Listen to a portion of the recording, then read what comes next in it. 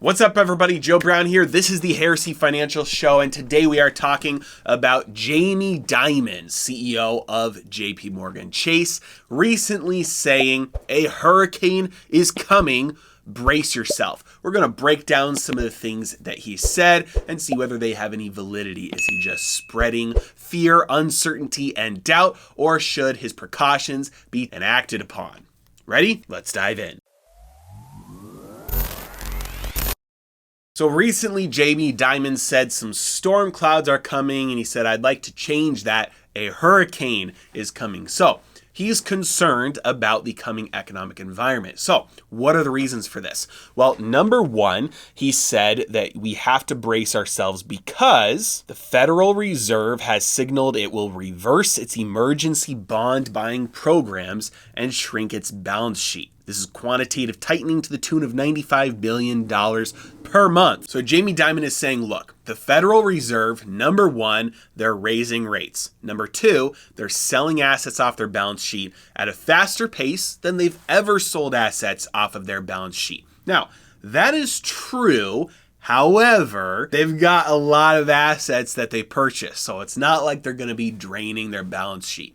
So they are selling up to $95 billion worth of assets every single month starting in June. In reality, what that does to the economy is it sucks cash out of the system. I've said this many times before, and I'll keep on beating this drum. This is a deflationary force. I'm not saying it results in outright deflation. I'm saying it's a deflationary force. It extracts money out of circulation because when they print money and buy an asset like a treasury or a mortgage-backed security, they're taking the asset and giving cash, and then economic actors can go do whatever they want with that cash, including making more assets. However, this is the opposite. Quantitative tightening is taking an asset on their balance sheet and selling it to somebody in the open market who wants to buy it. And what do they buy it with? Dollars. So the Federal Reserve takes those dollars and those dollars cease to exist. They snap out of existence. So we get the deflationary forces of interest rates going up. That means debt service costs get higher. That means asset prices go lower.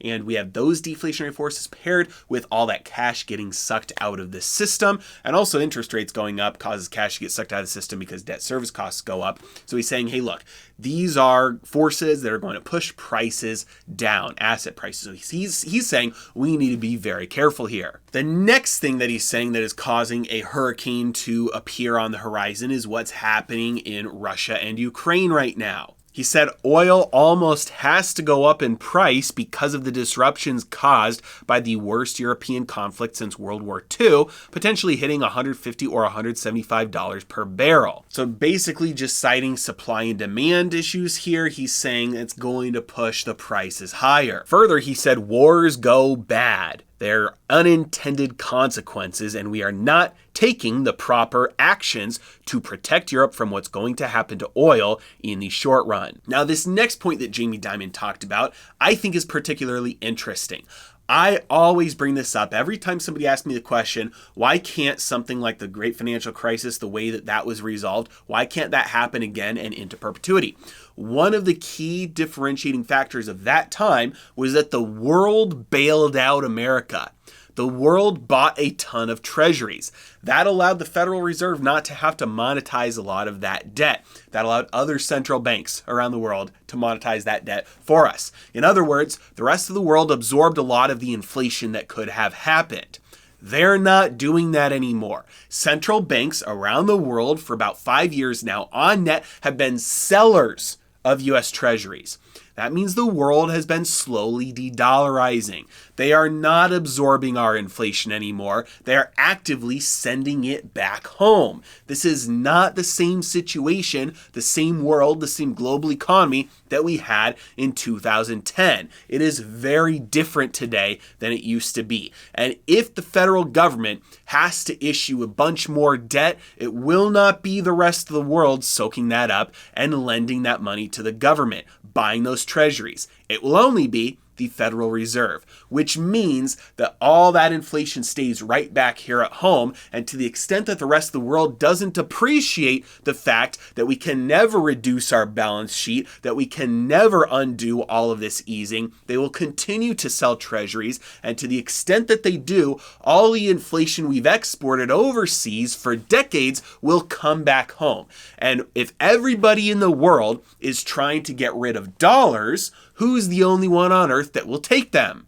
People who are legally forced to, aka you and me, American businesses. So if you can't give your dollars for euros and you can't get rid of your dollars for yen, you can only send your dollars back to America, but you're not going to get currency for it. You're going to get stocks. You're going to get land. You're going to get goods. And so all those dollars, as they come back home, our assets will be owned by foreigners, our land will be owned by foreigners, and the goods on our shelves and in our warehouses will go back overseas where they were created in the first place. And so is Jamie Dimon right about a hurricane being on the horizon? I believe he is 100% correct. And to the extent that more and more financial institutions and companies believe the same thing, they will reduce their spending to try and prevent the economic harm from impacting them in a negative way, which will influence less and less spending, which again, less money circulating in the economy,